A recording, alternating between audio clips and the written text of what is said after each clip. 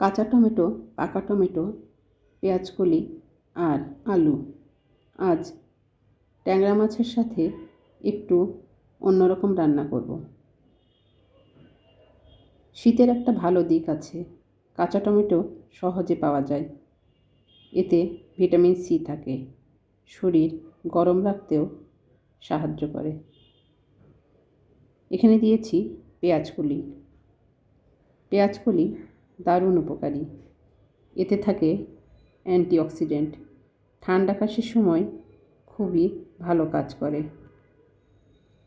মশলার সাথে সব কিছু একসাথে কষিয়ে নিয়ে ঝোলের পানি দিয়েছি কাঁচামরিচ। রান্নার গন্ধে বোঝা যায় আজকের স্বাদ একটু আলাদা হবে। এই মাছের আলাদা একটা ফ্লেভার আছে, সবজির সাথে মিশে আরও মজাদার হয়। শেষে পাকা টমেটো দিয়েছি। পাকা টমেটোর লাইসোপিন শরীর পরিষ্কার রাখতে আর ত্বকের জন্য ভালো। রান্নার সময় দিলে সব কিছু ঠিকভাবে মিশে যায়, স্বাদটাও বের হয়ে আসে। কথার ফাঁকে আমি আমার দ্বিতীয় রান্না শুরু করেছি। এখানে রান্না করছি আলু দিয়ে মুরগির মাংস। মুরগির মাংস শুধু স্বাদেই ভালো না, শরীরের জন্য দারুণ উপকারী। এটার প্রোটিন মাংসপেশি শক্ত করে, দীর্ঘ সময় পেট ভর্তি রাখে, এনার্জি বাড়ায়, ক্লান্তি কমাতে সাহায্য করে। সামান্য ফ্যাট, তাই ভারী লাগে না। এ পর্যায়ে মাংসটা দিয়ে দিয়েছি। আলু, মাংস মশলার সাথে ভালোভাবে কষিয়ে নিয়েছি। এ পর্যায়ে ঢেকে কিছুক্ষণ রান্না করেছি।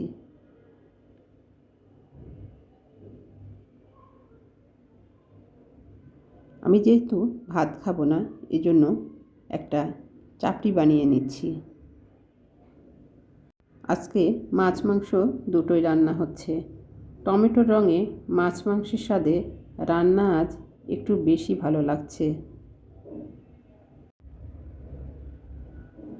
তো এ পর্যায়ে আমি মাংসটা আবার নেড়ে দিচ্ছি। এ পর্যায়ে মাংসতে সেদ্ধ পানি দিয়ে দিব।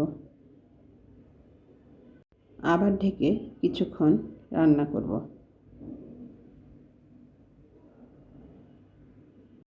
তো আমার রান্না প্রায় শেষ পর্যায়ে। তো এ পর্যায়ে বিদায় নেবার পালা। তো সবাই ভালো থাকবেন, সব সময় নিজের যত্ন নেবেন, প্রতিদিন নিজেকে একটু করে সময় দিবেন। আল্লাহ হাফেজ।